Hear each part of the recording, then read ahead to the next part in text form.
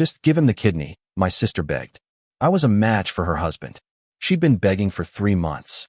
My mom added, "What else are you using it for?" I'd said number 14 times. Finally, I agreed. "Really?" She cried, hugging me. I smiled. "On one condition," she nodded frantically. "Anything." I handed her a document. "What's this?" she asked. "Full repayment plan for the $180,000 you've borrowed from me over 12 years. Sign it, get it notarized, and then we have a deal." Her face. I was in exam room 4 with a paper gown stuck to my back and a plastic cup of hospital water, sweating on the counter when my sister said it again. "Just give him the kidney," she begged. Sarah sat forward like she could physically pull the answer out of me. Her mascara was smudged, her wedding ring twisted around her finger so hard it looked like it hurt.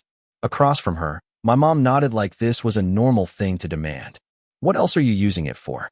Mom added, calm as a weather report. My mouth went dry. My hands went cold. My brain did that weird counting thing it does when something goes wrong. "For chairs. 3 people. 1 door. 1 way out." I said no, I told them. 14 times. Sarah's voice cracked. "Andrew, please. Mark is on the list. His numbers are getting worse. He's tired all the time. He's not himself." "I'm sorry," I said. "But no." Mom tilted her head like I was being difficult about lending a casserole dish. "You're healthy. You don't have kids. You work from home. This is the easiest thing you'll ever do for this family." Sarah grabbed my forearm. Not hard, just enough to claim me. "You're a match," she whispered, like it was a magic spell. "We got the call. They said you're a match." I stared at her hand on my arm. My throat felt tight. "Take your hand off me," I said quietly. Sarah let go like she'd been burned. Okay, but you're a match." Mom leaned back, satisfied. "So we're done with the dramatics. We're moving forward." I looked at the nurse's clipboard on the wall. Consent. Risks. Independent donor advocate. Right to say no. Right to change my mind at any time. Sarah wiped her face and tried again, sweet this time. "Just sign the donor paperwork. We can schedule it. I'll handle everything."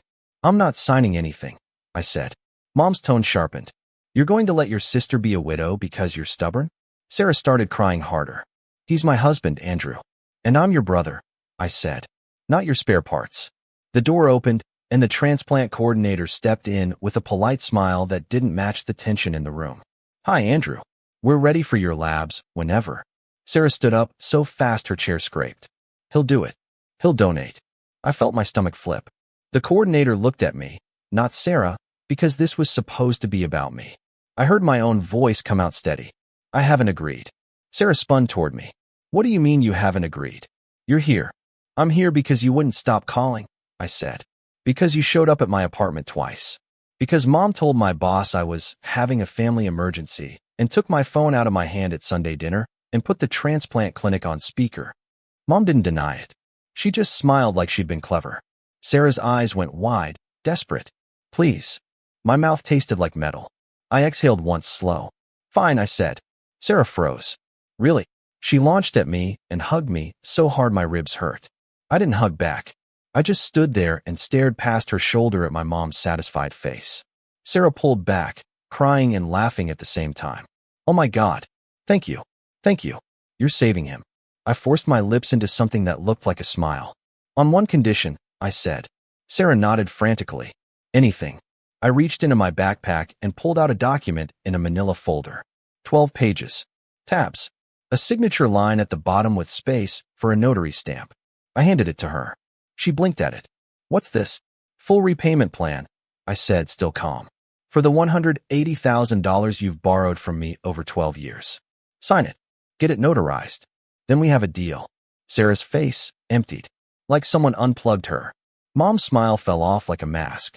I didn't scream. I just watched them read it. "I'm Andrew. I'm 34. I live in Aurora, Colorado, and I'm a project manager for a software company that pays well enough that my family thinks I'm an ATM with legs. Sarah is 36. Married to Mark, 38. Mark has kidney failure from autoimmune stuff that got worse over the years. That part is real.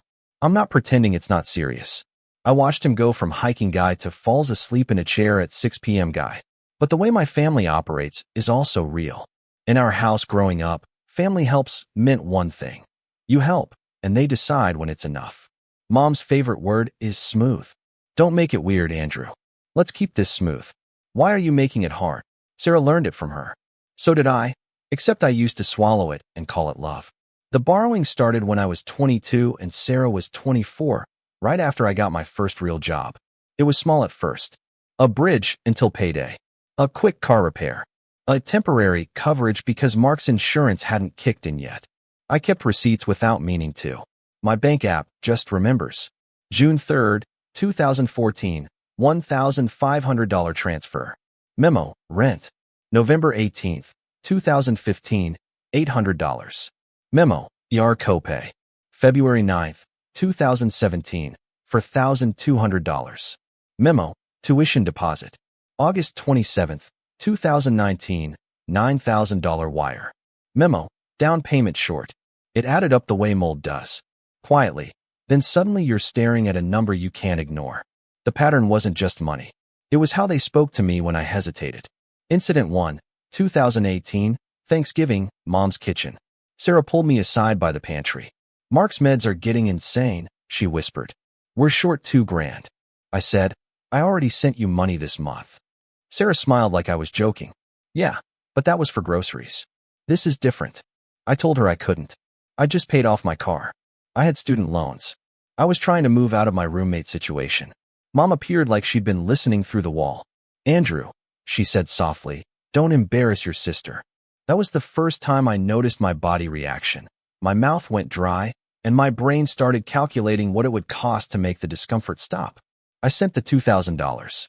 In the memo I wrote, loan. Sarah texted back, thank you, love you. No mention of paying it back. Incident 2, 2020, my birthday. Sarah forgot to come. Mark sent a thumbs up emoji in the family chat. Mom called me later and said, your sister's stressed. Don't be selfish. 2 days after that, Sarah showed up at my place with a grocery list and a smile. We're behind, she said. Just float us. I said, happy birthday to me, I guess. She laughed like it was cute. You don't need gifts. You have savings. I told her, it's not savings if you keep taking it. Sarah's face tightened. Mark could die, Andrew. That sentence became their hammer. Every time. I gave her $3,500. I hate that I did. Incident 3, 2022, Mom's car broke. She called me crying. The mechanic says it's $2,700, she said. I don't know what I'm going to do. I asked, where's Dad's money? Dad, of course, didn't want to get involved. Dad lives in the same house and somehow always floats above responsibility like a ghost. Mom said, why are you interrogating me? Do you want me stranded? I paid it. Later, I found out she bought Sarah a new washer and dryer that same month because Mark can't lift laundry. The family language was consistent. Be flexible. Don't hold grudges. We'll make it right later. You're good with money. You're the responsible one. I used to take it as a compliment. Like being the dependable one made me valuable. Then in late 2024, I finally tried to put a line down. Sarah asked for $6,000 for specialist travel. I said no. I said it once, then again, 14 times over 3 months. She called. She texted. She cried. She sent me pictures of Mark's dialysis chair. She sent voice notes where you could hear him coughing in the background. Mom escalated it. She showed up at my apartment with soup like we were in a movie about forgiveness, and she said, we're just worried about you. You're getting hard. Hard. Like refusing to be drained is a personality flaw. The worst part? I caught myself thinking, maybe I'm the problem. Maybe I should just do it, because then they'll stop. That's when I realized I wasn't deciding. I was surrendering. And then the transplant clinic called. And Sarah said, you're a match. And suddenly my body wasn't mine in their minds. Wave 1 was private pressure. Sarah, can we talk? Me, no. Sarah, just 5 minutes. Please. Me, no. Mom, your sister hasn't slept. Me, not my fault. Mom, don't do this. They used every angle. Love, guilt, religion, even my job. Mom texted my manager, Greg, from Sarah's phone because she'd taken it at dinner like it was nothing. Family emergency. Andrew may need flexibility. Thank you. When Greg asked me about it on a Monday call, I felt heat crawl up my neck. I'm fine, I told him. My mom overstepped. Greg didn't push, but his face said, what is happening to you? Wave 2 was practical harm. It started with my credit card.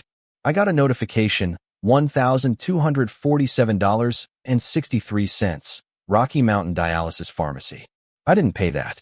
I didn't even have that card saved anywhere except on my mom's Amazon account because she can't figure out passwords. I called the pharmacy. They wouldn't tell me much, but they confirmed the billing name. Mark. I drove to my mom's house that night. I didn't call first. I didn't want them rehearsed. Mom answered the door like she'd expected me. She always expects me to fold. I held my phone up. Why is Mark on my card? Mom didn't even blink. It was an emergency. Sarah appeared behind her, arms folded, eyes puffy but alert. He needed it. You stole, I said. One word. Calm. Mom's mouth tightened. Don't be dramatic. Show me the card, I said. Mom waved a hand. It's somewhere. No, I said. Right now? Where is it? Sarah sighed like I was exhausting. Andrew, you're making this harder. My brain did the counting thing again. 2 of them. 1 of me. Narrow hallway. Their territory. I stepped back onto the porch, pulled up my banking app, and froze the card. Right there. Thumbprint. Done. Mom's eyes widened. What did you just do? I removed access, I said. Sarah's voice went sharp. You can't do that. That affects Mark. You already affected Mark, I said. By committing fraud in his name. That's when I stopped arguing and started documenting. I made a folder on my laptop called Receipts. Not cute. Not petty. Just accurate. Inside I saved screenshots of the pharmacy charge, bank transfers dating back to 2013, text threads where Sarah literally called it a loan, a spreadsheet with dates, amounts, memos, and totals. Total, $180,000. And yes, I triple-checked because I didn't want to be wrong about a number that would become a weapon. Then Sarah did what she always does when she's losing control. She went public. Family group chat. 17 people. Aunts, cousins, my dad's sister who loves drama. Sarah, please pray. Mark is getting worse. Andrew is our match and won't help. Mom, we are heartbroken. I didn't raise him like this. My Aunt Linda, wow. Cousin Josh, bro, that's cold. I didn't respond with a paragraph. I responded with 1 line. Me. Stop discussing my medical information in this chat. Mom called within 30 seconds. How dare you embarrass us? I said, you're embarrassing yourselves. She snapped. You're going to let him die over money? And that right there is the trick they use. Turn boundaries into cruelty, so you feel obligated to prove you're good. I didn't take the bait. Instead, I called the transplant clinic and asked for the independent donor advocate. Her name was Denise. She sounded like someone who has heard every version of family pressure and no longer tolerates nonsense. She said, Andrew, you can say no at any point. And if you want, we can document coercion concerns. I swallowed. My throat burned. Not because I was sad, because I was relieved someone was saying the rules out loud. I want that documented, I said. Then Sarah showed up at my apartment again. 3rd time in a week. She stood in the hallway and didn't even pretend to be casual. Just do the tests, she said. We can schedule surgery. Mark's doctor said time matters. Time matters, I agreed. So does consent. She stepped closer. You're a match. You're literally built for this. I laughed once short. I'm not built for you. Her eyes flashed. I've been begging for 3 months. And I've said no 14 times, I said. Do you hear yourself? She started crying again, fast and furious, like a faucet. You don't understand what it's like to watch someone you love fade. I nodded once. I believe you. Then I asked for a concrete answer, the way Denise told me to. Give me a date, I said. What day is the surgery? What hospital? Who is the surgeon? What is the post-op plan? And who is paying my time off work and my medical bills if something goes wrong? Sarah blinked, thrown off. We will figure it out. I waited. She didn't have it. Because their plan was always the same. I absorbed the cost. They absorbed the benefit. That night, Mom called and said, We're coming with you to your appointment tomorrow. I said no. She said, You don't get to shut us out. I said, Watch me. And the next morning, they still followed me to the clinic. That's how we ended up in exam room 4. That's how Sarah begged. That's how Mom said, What else are you using it for? And that's how I finally said yes, not because they deserved it, but because I wanted control back. I agreed. With a condition. Sarah held the repayment plan like it was radioactive. Her eyes moved over the numbers. The monthly payments. The interest set at a boring, legal-looking rate. The clause about missed payments. The total. She looked up at me, voice thin. This is sick. Mom snatched the document out of Sarah's hands and flipped through it faster, angry pages. Andrew, she hissed. You're extorting your own sister. I kept my voice even. It's not extortion. It's a contract. For money you borrowed. We didn't borrow, Mom snapped. Family doesn't borrow. Family helps. Family repays, I said. Sarah's breathing went fast. You're doing this now? When Mark is dying. Denise, the donor advocate, knocked once and entered. She took one look at Mom's face and Sarah's shaking hands, and her eyes sharpened. Hi, she said, professional. I'm Denise. I'm here for Andrew. Mom stepped forward. Good. Tell him he has to. Denise held up one hand. Not rude. Just final. Ma'am, she said. This conversation is about Andrew's choice. No one else's. Sarah blurted. He agreed. He agreed. But he's making it conditional. Denise looked at me. Andrew, do you feel pressured? The room went quiet in that heavy way. My heart thumped once slow. I could have lied to keep things smooth. That old reflex. Instead, I said the truth. Yes, I said. For months. Mom's face changed instantly. Outrage. Betrayal. Like I'd accused her of a crime instead of describing her behavior. Denise nodded and wrote something down. Pen scratches. Official. Sarah's voice went high. Are you serious? You're telling on us. Denise said, calm. I'm documenting, not judging. Mom pointed at me. After everything we've done for you. I cut in, still quiet. Name one thing I didn't pay for. Mom's mouth opened. Nothing came out. Sarah's eyes were wet and furious now. So if I sign this, you'll do it. I'll continue the evaluation, I corrected. And I'll only proceed if Denise confirms the clinic is satisfied I'm not being coerced. Sarah stared at Denise like Denise was the enemy. Mom tried a new angle, sweet voice, poison underneath. Honey, this is not the time to be petty. Denise looked at her.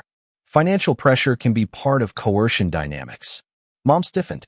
Excuse me. Denise didn't flinch. I said what I said. Sarah's hands shook as she held the last page. You want me to notarize it? Yes, I said. At a bank. With a notary. And I want a copy sent to my email the same day. Sarah's voice broke. We don't have money for this. I blinked once. Then you don't have money to call me selfish. Mom slammed the folder down on the counter so hard the cup of water jumped. This is disgusting, she said. You're holding Mark hostage. Denise's voice went colder. Mark is not Andrew's responsibility. Mom whipped around. You don't understand our family. Denise said, I understand consent. Sarah started pacing in the tiny room, like her body couldn't fit the reality. You're really going to do this? She demanded. You're really making me sign like I'm some stranger? I nodded once. You made me feel like a spare part. Sarah stopped, eyes blazing. If you loved me. I cut her off. Love doesn't require me to be exploited.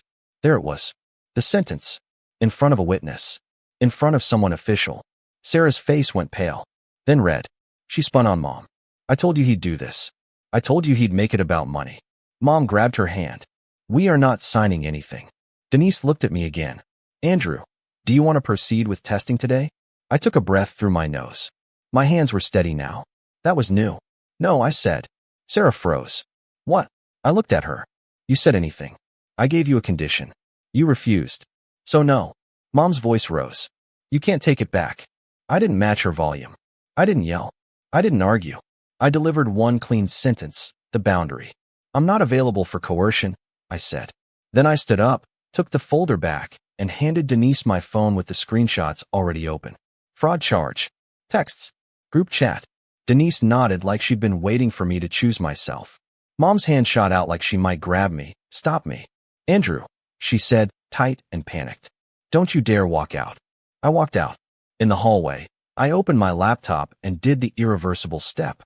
I filed a dispute for the pharmacy charge. I removed Mom from every account she'd ever touched. I changed my online banking passwords. I froze my credit. And then I emailed Sarah one sentence with the repayment plan attached as PDF. If you want to revisit donation, the first step is signing this with a notary. Within 5 minutes, my phone exploded. Mom, 12 missed calls. Sarah, 8 missed calls. Dad, 1 text, because Dad only shows up when the ground is already on fire. Dad, can we talk? I didn't answer.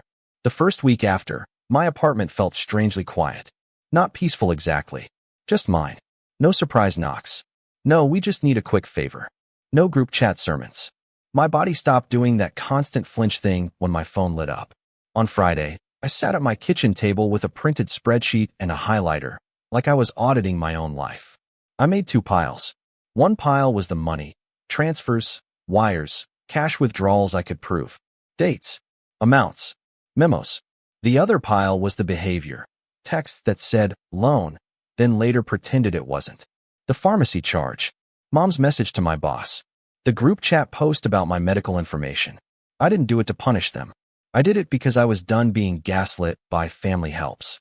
Two scenes stand out from the next month. Scene 1. I ran into Sarah at the grocery store. Random aisle. Frozen vegetables. She looked smaller, not because she'd changed, but because she didn't have the crowd behind her. She said, "Mark's getting sicker." I nodded. "I'm sorry." She waited like I would fill the silence with surrender. I didn't. She swallowed. "You really won't help unless I sign." "I won't even discuss helping," I said, "until you stop treating me like a resource." She stared at me, angry tears again. "You're going to make me choose between my husband and money." I kept my voice flat. "You already chose. For 12 years. She turned her card and left the aisle so fast she bumped a display of peas. Nobody died. The world kept spinning. Scene 2. Mom tried the gift tactic. A week before Christmas, a box showed up at my door. No return address. Inside was a leather wallet and a handwritten card. "To my son. We love you. Call me. Mom." It was expensive, which was almost funny. I texted her one line. "Do not send gifts. Communicate through email." She responded immediately. "Mom, so cold. Me, so clear." Then Sarah emailed me. Not called. Not cried into a voicemail. An actual email. Subject, repayment plan. Body, we can't do $1,500 per month. We can do $600. Please. Attached, nothing notarized. Just words.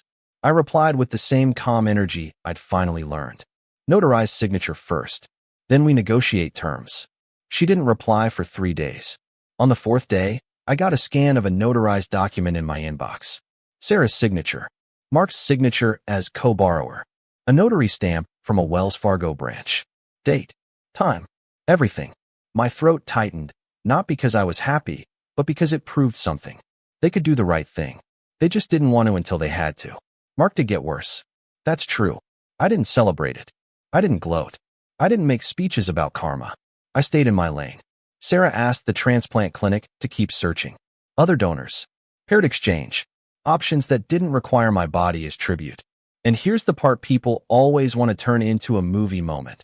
They want me to say I donated anyway, and everyone hugged, and Mom learned empathy. That's not what happened. What happened is more boring and more real. I kept my boundary. I told Denise I wouldn't proceed unless I could say yes freely, without money, without threats, without family pressure. Denise backed me up. The clinic put it in my file. I stayed available for respectful conversation. I stayed unavailable for coercion. Mom still tells people I'm difficult. Sarah still thinks I'm harsh. Dad still asks me to be the bigger person, like I'm a building and not a human. But my life is quieter now. My bank account is mine. My body is mine. My consent is mine. And if they ask again, my answer stays simple. I'm not available for that. Love doesn't require auditions. And access to me is not a family right.